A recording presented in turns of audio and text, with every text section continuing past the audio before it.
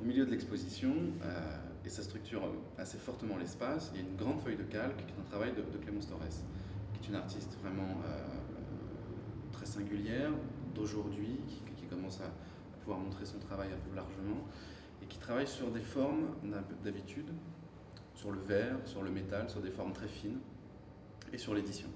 Nous, ce qui nous a intéressé, du coup, c'est plutôt un travail du côté de l'édition. Ici, c'est se souvenir d'eux, se souvenir, qui est une méthode qui reprend les moyens mnémotechniques de notre enfance pour pouvoir se souvenir facilement d'accumulation ou de données, de grandes quantités de données.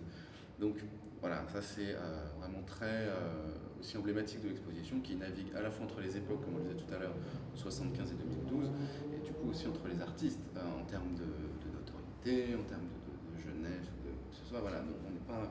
C'est vrai que le travail de Clémence a cette double approche.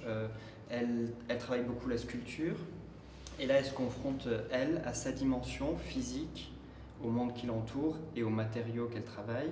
Et après, il y a ce travail d'édition qu'elle développe, où elle confronte plus notre système et notre approche sociale des systèmes, des différents systèmes de sens large.